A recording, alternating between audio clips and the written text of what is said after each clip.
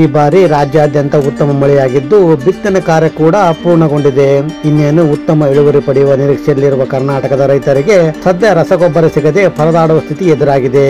ಹೌದು, ರೈತರು ಜಮೀನುಗಳಲ್ಲಿ ಕೆಲಸ ಮಾಡುವುದರ ಬದಲು ಒಂದೊಂದು ಚೀಲ ಗೊಬ್ಬರಕ್ಕಾಗಿ ರಸಗೊಬ್ಬರ ಅಂಗಡಿಗಳು ಮತ್ತು ಸೊಸೈಟಿ ಮುಂದೆ ದಿನವಿಡೀ ಸಾಲುಗಟ್ಟಿ ನಿಲ್ಲುವ ಪರಿಸ್ಥಿತಿ ಉಂಟಾಗಿದೆ. ಸರ್ಕಾರದ ವಿರುದ್ಧ ಅನ್ನದಾತರು ಹಿಡಿಶಾಪ ಹಾಕುತ್ತಿದ್ದಾರೆ. ಈ ನಡುವೆ ಕೇಂದ್ರ ಸಚಿವ ಪ್ರಹ್ಲಾದ್ ಜೋಶಿ ಸೇರಿದಂತೆ ಕರ್ನಾಟಕದ ಬಿಜೆಪಿ ಸಂಸದರು ಕೇಂದ್ರ ರಾಸಾಯನಿಕ ಹಾಗೂ ರಸಗೊಬ್ಬರಗಳ ಸಚಿವರಾದಂತ ಜೆ.ಪಿ. ನಡ್ಡಾ ಅವರನ್ನು ಭೇಟಿ ಮಾಡಿ ಕರ್ನಾಟಕಕ್ಕೆ ಅಗತ್ಯ ರಸಗೊಬ್ಬರ ಪೂರೈಕೆಗೆ ಮನವಿ ಮಾಡಿದ್ದಾರೆ. ನಡ್ಡಾ ಅವರನ್ನು ಭೇಟಿ ಮಾಡಿರುವ ಬಗ್ಗೆ ಕೇಂದ್ರ ಸಚಿವ ಪ್ರಹ್ಲಾದ್ ಜೋಶಿ ಅವರು ಸಾಮಾಜಿಕ ಜಾಲತಾಣಗಳಲ್ಲಿ ಫೋಟೋಗಳನ್ನು ಹಂಚಿಕೊಂಡಿದ್ದಾರೆ.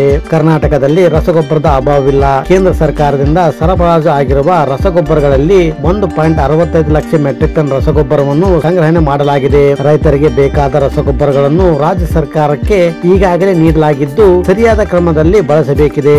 ಇನ್ನು ರಸಗೊಬ್ಬರದ ಬೇಡಿಕೆ ಹೆಚ್ಚಿದ್ದು ಅಗತ್ಯ ರಸಗೊಬ್ಬರಗಳನ್ನು ಕರ್ನಾಟಕಕ್ಕೆ ಸರಬರಾಜು ಮಾಡುವಂತೆ ಕೋರಿ ಇಂದು ರಾಜ್ಯದ ಎಲ್ಲಾ ಬಿಜೆಪಿ ಸಂಸದರು ಕೇಂದ್ರ ರಾಸಾಯನಿಕ ಹಾಗೂ ರಸಗೊಬ್ಬರಗಳ ಸಚಿವರಾದ ಜೆ.ಪಿ. ನಡ್ಡಾ ಅವರನ್ನು ಭೇಟಿಯಾಗಿ ಮನವಿಯನ್ನು ಸಲ್ಲಿಸಲಾಗಿದೆ ಎಂದು ಹೇಳಿದ್ದಾರೆ. ಪ್ರಧಾನಮಂತ್ರಿ ನರೇಂದ್ರ ಮೋದಿ ನೇತೃತ್ವದಲ್ಲಿ ಸರ್ಕಾರ ದೇಶದ ಬೆನ್ನೆಲುಬಾಗಿ ನಿಂತಿದೆ. ಎಂತಹ ಸಮಯದಲ್ಲೂ ರೈತರ ಹಿತ ಕಾಪಾಡುವುದು ನಮ್ಮ ಸರ್ಕಾರದ ಧ್ಯೇಯವಾಗಿದೆ ಅಂತ ಅವರು ಹೇಳಿದ್ದಾರೆ.